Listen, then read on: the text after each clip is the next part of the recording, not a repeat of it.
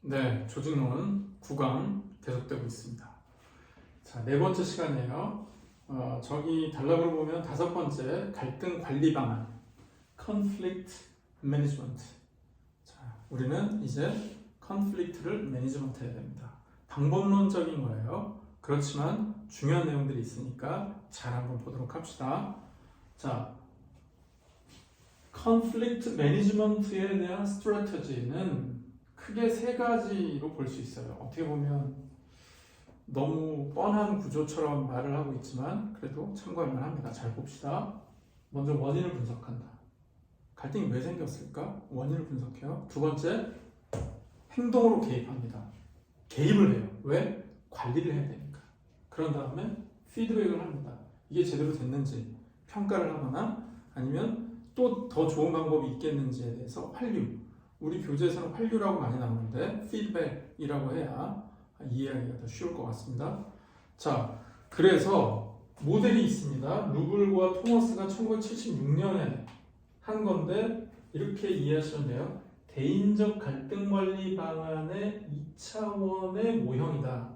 2차원, 3D가 아니라 2D로 가는 거예요. 자, Y축은 자신의 이익을 만족시키려는 노력이고요. X축은 상대, 타인의 이익을 만족시키려는 노력을 가지고 그 정도를 봤을 때 유형을 5가지로 나눈 거예요. 자, 봅시다. 중간에 있는 게 타협이에요. 너의 이익과 나의 이익이 적정한 선에서 만난다고 타협이에요. 그런데 나의 이익을 극대화한다. 그러면 뭡니까? 경쟁이에요. 왜? 자신이 있건 없건 간에 나는 순순히 양보하지는 못하겠다. 나는 타협하기도 싫다. 그러면 경쟁입니다. 반대로 나의 이익을 만족시키려는 노력은 최소화하는데 상대의 이익을 만족시키려는 거는 열심히 해요. 그때 나타나는 패턴은 순응입니다. 그냥 따라가요. 왜? 상대는 요구하고 나는 그렇게 요구하지 않기 때문에 상대 요구에 내가 따라간다. 그러면 나의 이익도 별로 관심이 없고 상대의 이익도 별로 관심이 없을 때는 어떻게 된다? 회피를 하게 됩니다. 내가 굳이 이 일을 이렇게 열심히 해야 될 필요가 있을까라는 현상이 나타나게 되는 거죠. 그러면 나의 이익도 적극적으로 추구하고 상대의 이익도 적극적으로 추구할 때는 어떻게 됩니까? 타협을 넘어서서 뭐가 일어난다? 제휴가 일어난다. 얼라이언스죠. 동맹을 맺는 거죠. 함께 잘해보자. 윈윈의 조건, 윈윈의 영역으로 나가는 거죠. 이게 꼭 좋다, 정답이다라고 말을 할 수는 없는데 루블과 토머스는 이렇게 회피서부터 타협, 순응, 경쟁, 제휴의 모델을 제시하면서 컨플릭트 매니지먼트 모델을 보여줬다. 자, 그 다음에 전략이 4가지가 나옵니다. 태도를 변화시키는 전략, 조직 구조나 절차를 개선하는 전략, 의사소통의 효율성을 확보하는 전략, 갈등을 조장하는 전략. 이게 다 뭐의 일환이다? 컨플릭트 매니지먼트의 일환이다. 봅시다. 이건 하나하나 기억해두면 아주 도움이 될 거예요. 꼭 공부를 하는 것뿐만이 아니라 우리 일상에 적용할 수도 있는 방법이 나올 수도 있습니다. 태도 변화를 촉구하는 전략을 쓴다. 감수성 훈련한다. 교류 분석. 아까 트랜잭셔널 어널리시스라고 바로 전 시간에 배웠었죠. 인지 재구조화 방안이다. 무슨 말입니까? 인지를 하는, 퍼셉션을 하는데 구조를 다시 리스트럭처링 하는 거예요. 왜 그런 거죠? 기존의 걸로는 갈등을 유발하는 인지니까 무언가 인지를 하는 과정이나 인지를 하는 구조가 잘못된 것은 아닐까 재검토하자, 리셋시켜보자, 그런 뜻입니다. 카운셀링, 상담을 합니다. 팀빌딩, 이건 어디서 나오는 거죠? 조직개발훈련에서 나오죠. 조직개발훈련. 우리 후반부에 가면 조직개발에 대한 얘기도 나오죠. 팀빌딩, MBO, Management by Objective, 목표에 의한 관리입니다. 이런 것들을 통해서 무엇을 한다? 태도 변화를 촉구하는 그런 전략의 내용들이다. 그 다음에 조직 구조나 절차를 바꾸는 전략을 한번 써보자. 자, 완충물의 활용. 말은 좀 어려운데 이게 뭐냐면 개인의 영역을 확보해 주는 거예요. 물리적인 공간이나 물리적인 자원을 확보해 준다. 왜? 개인적인 영역을 확보해 주기 때문에 다른 사람들하고 다툴 일이 없어요. 물을 마시든지 문구를 쓰든지 사무 공간을 쓰든지 어떤 자원을 쓸 때 당신만의 독립적인 영역에서의 자원력이 확보가 돼 있으니 다른 사람과 싸우지 말고 다투지 말고 당신 것을 누리시기 바랍니다. 라는 완충물 전략 활용 청원제도. 자, 이거 뭔가 애로사항이 있습니다. 그럼 받아주는 거죠. 그 다음에 평가와 보상의 체계를 개선합니다. 왜? 이게 모순. 지난 시간 방금 전에 배웠죠. 상의했더니 어떻게 되더라? conflict situation이 나오더라. 자, 그러니까 평가와 보상 체계를 아예 바꿔버리는 거죠. 바꾼다는 게 뭐 다 바꿔 이게 아니라 개선, 좋게 만드는 겁니다. 순환보직제, 업무 배분 변경. 자, 순환보직제는 뭐예요? 보직을 완전히 이렇게 순환시키는 거죠. 그러니까 전혀 상관없는 부서로 보내는 겁니다. 당신이 이쪽에 스페셜리스트일지는 모르지만 다른 부서도 가보십시오. 왜? 우리의 인생은 길고 우리의 조직은 방대하기 때문에 이런 역할도 필요합니다.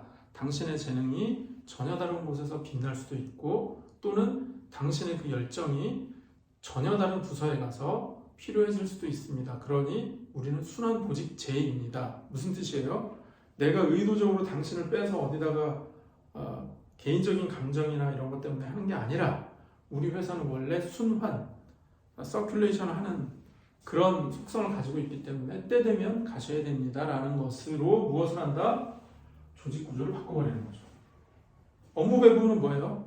우리 부서는 그대로인데 순환 보직이 된 건 아니에요. 내가 어디로 간 건 아니에요. 그런데 어떻게 한다? 배분을 바꾸는 거예요.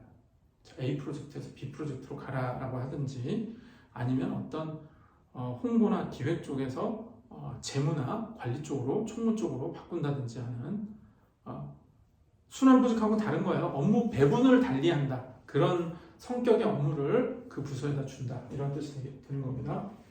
상호 의존성 경감. 자, 이건 무슨 말이에요? 우리가 기계 부속품처럼 A를 하면 B를 하고 B를 하면 C를 하고 C를 하면 D를 하고 이렇게 되면 어떻게 되죠? A가 안 했으니까 B는 못하겠어요. B가 안 했으니까 C는 못하겠어요. 라는 남들 때문에 대한 핑계가 생기는데 그런 걸 없애버리고 당신 스스로 독립적인 업무를 할 수 있는 구조를 만들어준다. 그럼 어떻게 된다? 여기 때문에 안 됐다라는 갈등의 요인을 제거할 수 있다는 거죠. 자, 다음에 의사소통 효율성을 확보하는 방안이 있어요. 자, 이건 단순합니다. 활류, 피드백. 자, 뭘 했는데 자꾸 의사소통에 문제가 있는 것 같아. 그러니까 자꾸 확인해요. 평가를 시키고. 그 다음에 언어를 단순합니다. 자, 단순한 언어. 하이 소사이어티, 로우 소사이어티가 있어요. 하이 소사이어티는 뭐냐면 우리가 아 하면 알아듣는 굉장히 우리의 공감대가 높은 소사이어티가 하이 소사이어티예요. 그런데 로우 소사이어티는 나는 두 개를 언제까지 여기에 갖다 주십시오라고 말하면 딱 말하는 그대로 되어지는 것. 하이 소사이어티는 나 그게 좀 요즘 필요하던데 라고 말하면 알아서 갖다 주는 것. 이건 굉장히 어려운 것이죠. 그런 로우 소사이어티처럼 언어를 단순화하는 거예요. 정확하게 얘기해주고 숫자를 얘기해주고 누가 언제 어디서 무엇을 어떻게 하라는 것을 구체적으로 알려준다. 이게 뭐다? 언어의 단순화. 그리고 적극적인 청취. 적극적으로 듣습니다. 네, 듣다 보면 오히려 해결이 돼요. 그리고 비언어적인 단서에 주의하라. 이게 의사소통을 효율화하는 전략이 되는 것이고요. 자, 그 다음에 새로운 방향이 있습니다. 뭐냐? 갈등을 조장하는, 갈등을 부추기는 전략인데 왜 이런 걸 하는 거죠? 갈등을 줬더니 오히려 조직의 효과가 좋아지더라라고 하기 때문에, 그렇게 보기 때문에 또는 그런 결과가 있기 때문에 이런 작전을 쓰는 거예요. 정보와 권력을 재분배한다. 이게 굉장히 어려운 겁니다. 한번 정보, 한번 권력이 들어간 사람한테 미안하지만 당신 그거 잠시 내려놓고 앞으로는 이러한 정보에 연락을 할 수가 없습니다. 앞으로 이런 의사결정 혹은 이런 권한에 대해서 당신은 누구한테 내려놓으시고 잠시 비켜서 계십시오라는 게 쉬운 건 아닙니다. 그러나 갈등을 조장함으로써 어떻게 한다? 새로운 환경 속에서 궁극적인 조직의 효과를 높이고 싶다. 정보량을 조절한다. 제도적으로 갈등을 조장한다. 충격 요법을 쓴다. 인사정책을 사용한다. 경쟁 상황을 창출한다. 이건 뭐냐면은 이게 뭔가 마키아벨리적인 그런 접근이라고 볼 수가 있겠죠. 네. 그야말로 선하고 아름답고 좋은 것으로만 가는 게 아니라 무언가 약간은 날카롭고 조금은 불편한 그런 방식을 쓰는 갈등 조장 전략도 무엇이다? 컨플릭트 매니지먼트의 일환이다. 자, 오늘이 아니라 이번 시간에는 갈등 관리 방안에 대해서 배웠습니다. 자, 좀만 더 힘을 내시고 우리가 한 번만 더 해서 제9강 갈등과 협상을 마무리해 보도록 합시다.